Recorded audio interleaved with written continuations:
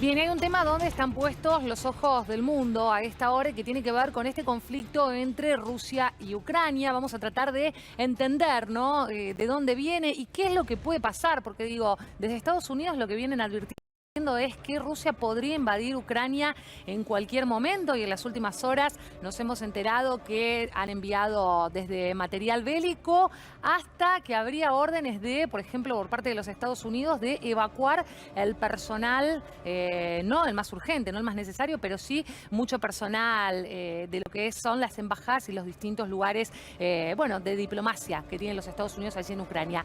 Pero lo tenemos a Ignacio Utín, que está aquí con nosotros, es analista internacional. Y lo primero que te vamos a preguntar, Ignacio, es si es tan así, si efectivamente se podría dar este avance en el corto plazo, tal como viene informando Estados Unidos, ¿no? ¿Qué tal? Buenas tardes. Buenas tardes. En principio yo creería que no. Ajá. Rusia está enviando tropas, Rusia está movilizando tropas, pero no es de ahora, no es de esta semana. Desde noviembre que Rusia está movilizando tropas hacia las fronteras con Ucrania. La diferencia, lo que está pasando ahora, a diferencia de lo que pasaba en noviembre, es que esta vez Rusia no solo está movilizando tropas desde el este, desde su propio territorio, sino que además lo está haciendo desde el norte, desde Bielorrusia. Bielorrusia es un gran aliado de Rusia, el presidente Lukashenko es muy cercano a Vladimir Putin, y además está movilizando tropas desde el sur, desde el Mar Negro.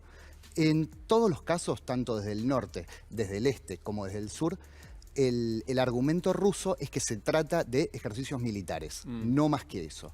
Y en noviembre, cuando fueron las primeras movilizaciones de tropas, la excusa era que, más allá de que se trataba de un supuesto ejercicio militar y no más que eso, la excusa era una respuesta a una serie de ejercicios navales que estaba haciendo la OTAN justamente en el Mar Negro, al sur de la península de Crimea, este territorio en disputa que en el año 2014 Rusia anexó según Ucrania, recuperó según Rusia, pero la situación es muy compleja porque hay más de 100.000 soldados rusos en la región y la OTAN está respondiendo enviando armamento y enviando mucho dinero a Ucrania. Sí, Ignacio, mira, yo voy a intentar hacer un resumen lo más coloquial posible para gente que está domingo a la tarde tomando mate en la casa y dice Ucrania, Rusia.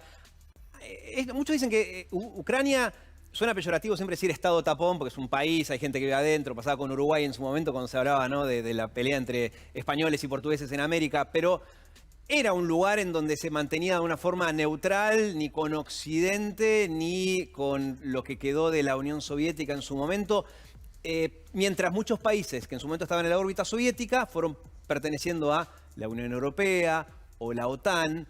Lo que dicen algunos, defendiendo la posición rusa, es esto de Ucrania es la línea roja que no tiene que cruzar Occidente. Y muchos dicen, pero eso es peyorativo con un país. O sea, porque un país no va a poder elegir entre si pertenecer a la Unión Europea, como estuvo cerca en un momento, o coquetear con la OTAN. Rusia argumenta que no tiene que ver con ponerse en el lugar de tomar decisiones de otros, sino que es una cuestión de soberanía, que existe el riesgo de que si Ucrania se suma a la OTAN, van a tener tropas de la OTAN al lado suyo. Claro. ¿Va por ahí la cuestión? Exactamente, es eso mismo. Toda la disputa, toda esta movilización de tropas, el encuentro entre Antony Blinken, secretario de Estado estadounidense, y Sergei Lavrov, el ministro de Relaciones Exteriores ruso, que fue este viernes, todo tiene que ver con eso y nada más que eso, que es Ucrania debería poder incorporarse a la OTAN, sí o no. Para Rusia, Ucrania está demasiado cerca de su propio territorio. Pues ya le pasó con Estonia, Lituania, que son países también están cerca, pero por ahí no tienen el peso que tiene Ucrania. No solo no tienen el peso, tienen otra historia. Además otra historia, claro. Pero Ucrania era de las repúblicas socialistas soviéticas más fuertes, más desarrolladas, y es un territorio muy importante, muy grande. Además, para Rusia es parte de su esfera de influencia. No solo es este estado tapón, este colchón, este cinturón de seguridad que separa a Rusia de la OTAN. Además, era un estado que tradicionalmente se movía un poco más cerca de Rusia, pero también un poco hacia Occidente. El problema es que a partir de 2014 se inició una guerra. Ucrania está hace casi 8 años en guerra. Y esa guerra, además de la anexión de Crimea o recuperación de Crimea, según con quién se hable, eso implicó un quiebre para Ucrania. Ucrania solía ser muy cercano a Rusia, de hecho Rusia era su principal socio comercial, y a partir de 2014 las relaciones se quebraron. Sí, sigue habiendo relaciones diplomáticas, sigue habiendo embajadas abiertas tanto en Moscú como en Kiev, pero las relaciones cambiaron. Tanto es Claro. así que Ucrania en el 2019 cambió su constitución y desde ese año tiene obligación constitucional, más allá de quién gobierne, quién gane elecciones, tiene obligación constitucional de acercarse a la OTAN y a la Unión Europea. Claro, ¿y qué quieren en definitiva, no los ucranianos? Digo, tenemos conocimiento de esto porque vos recién mencionabas, ¿no? Esta reunión de el viernes en Ginebra. Estaba Estados Unidos, estaba Rusia, pero no estaba Ucrania. ¿Cuál sería la voz allí? Es una buena pregunta. ¿Por qué no está Ucrania? Yo creo que Ucrania no tiene mayor peso en este debate. No porque importa, claro. No importa, porque el debate es Tremendo. entre Moscú y Washington. Claro. De la misma forma que tampoco tiene mucha relevancia lo que diga Francia o lo que diga Alemania. Alemania ayer decidió que, a diferencia de otros miembros de la OTAN, no va a enviar armamento a Ucrania. Cosa que implica, al menos como mínimo, un debate al interior de la OTAN. Simplemente dijo que va a enviar hospitales móviles, no armamento. Sí. Ahora, y para agarrar una vuelta de tuerca a esto, a este problema, muchos dirán, bueno, que decidan los ucranianos, que igual, como decís vos, ¿no? Con sus consecuencias de uno u otro lado. Pero para colmo, Ucrania también es un país muy dividido, ¿no? Entre el este y oeste.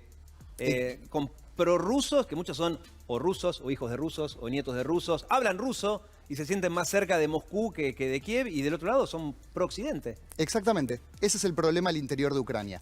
Es un país que está claramente partido en términos identitarios, en términos lingüísticos, en términos religiosos, en términos políticos. Hay un este del país que mira hacia Rusia, que está habitado predominantemente por gente étnicamente rusa, más allá de que sean ciudadanos legalmente de Ucrania, y un oeste del país donde se habla ucraniano, que es entre nacionalista y pro-occidental. ¿Y cómo se sale de esta entonces? ¿Cómo se sale de eso? Es una excelente pregunta. Ojalá Porque- supiéramos, ¿no? Porque se lo decimos a Estados Unidos y a Rusia, pero en serio, ¿no? Ahora están, nunca se estuvieron Vamos a tan Ginebra. cerca de una guerra, ¿no? Claro, claro. Es muy difícil porque siempre existió esta bipolaridad, por así decir, pero nunca molestó tanto como ahora, ¿no? Pues el mundo está mirando a ver qué hace Ucrania o quién gana. No sé si puede haber una solución que termine sin ganadores y perdedores. Bueno, hay una alternativa que es la fórmula Steinmeier. Steinmeier fue ministro de Relaciones Exteriores alemán y creó esta fórmula, propuso esta fórmula para terminar con la guerra al interior de Ucrania, esta guerra entre el Estado ucraniano y los separatistas prorrusos. La fórmula Steinmeier, lo que decía, se presentó en el año 2019 y lo que decía es, en principio, que las regiones prorrusas, digamos, estas zonas que se levantaron en armas en el 2014 y declararon su independencia, aunque nadie los reconozca como repúblicas independientes, que estas regiones pasen a ser autónomas. Ucrania no es un país federal, a diferencia de Argentina, Claro. es decir, que todo depende de la capital. Si tienen mayor autonomía, por ejemplo, podrían declarar al ruso como idioma cooficial. Hoy por hoy, en regiones donde el 90% de la población habla ruso como idioma nativo, oficialmente no se puede hablar ruso. Claro. No Claro. se puede enseñar en ruso en las escuelas, por ejemplo. Claro. Ignacio, ¿y qué podemos esperar para los próximos días? Digo, en Ginebra dijeron que iban a tomarse una semana más para continuar las negociaciones. Estados Unidos dice en febrero los rusos van a invadir Ucrania. Te pregunto ya para cerrar qué podemos esperar y también que nos hables de tu libro que lo tenés ahí en mano y así nos dejas la recomendación. ¿Qué se puede esperar para los próximos días? Yo creo que más allá de lo que se diga oficialmente, de lo que diga Blinken, de lo que diga Biden oficialmente, me parece que de ninguna forma Ucrania se va a incorporar a la OTAN. Porque Ucrania es un país pobre, es un país dependiente. Hemos visto la cantidad de armamento y la cantidad de dinero que ha aportado la OTAN, especialmente Estados Unidos. Y además, como si fuera poco, es un país en guerra. Con Claro. lo cual es muy poco probable, es muy poco tentador sumar a Ucrania a la OTAN. Causaría más problemas que beneficios. Claro. Háblanos de tu libro.